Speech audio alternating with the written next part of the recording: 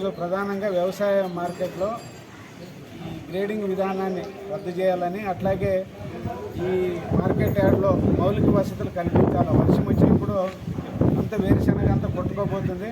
ఇక్కడ పైకప్పులు నిర్మాణం చేయడం లేదు, అట్లాగే డ్రైనేజ్ వ్యవస్థ కూడా సరిగ్గా లేదు.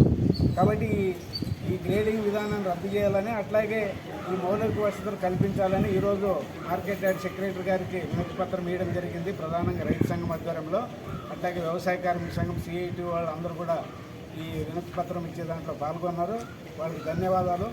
ఏమైనా మార్కెట్ సెక్రటరీ గారు కూడా హామీ ఇచ్చినారు, ఖచ్చితంగా సోమవారం నుంచి ఈ గ్రేడింగ్ విధానాన్ని రద్దు చేస్తామని, అట్లాగే ఈ మౌలిక వసతులు డ్రైనేజ్ వ్యవస్థ పైకప్పులు కూడా టెండర్స్ పిలిచినాము, అది కూడా త్వరలో ప్రారంభిస్తామన్నారు.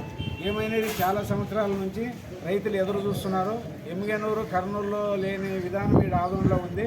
మరి వ్యాపారస్తులు నిజంగా పంటను కొనుగోలు చేసిన తర్వాత వాళ్ళు గ్రేడింగ్ చేసుకోవచ్చు, అభ్యంతరం లేదు. కానీ ఈరోజు సాయంత్రం వరకు తూకా లేకుండా సాయంత్రం అయ్యేపాటికి వర్షాలు రావడము, అదంతా కొట్టుకోబడి ఇవన్నీ జరుగుతున్నాయి. లక్షల్లో రైతులు నష్టపోతున్నారు.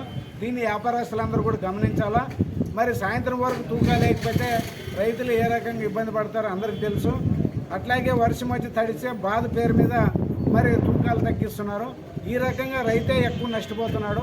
కాబట్టి రైతుని దృష్టిలో పెట్టుకొని మరి ఇంతకుముందు కూడా మన ఎమ్మెల్యే గారు కూడా ఇక్కడ వచ్చి మాట ఇచ్చినాడు, రద్దు చేస్తామని. అట్లాగే ఈ మౌలిక వసతుల డ్రైనేజు పైకప్పుల కూడా నిర్మాణానికి ప్రభుత్వానికి ప్రతిపాదనలు పంపుతామన్నారు. కానీ ఇంతవరకు అయితే వాళ్ళు మరి పంపినారో లేదో తెలియదు, కానీ ఇంతవరకు ప్రారంభం కాలేదు.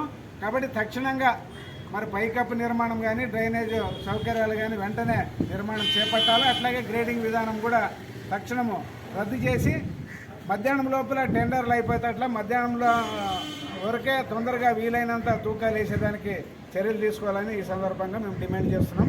నా పేరు వెంకటేశ్వర్లు, రైతు సంఘం.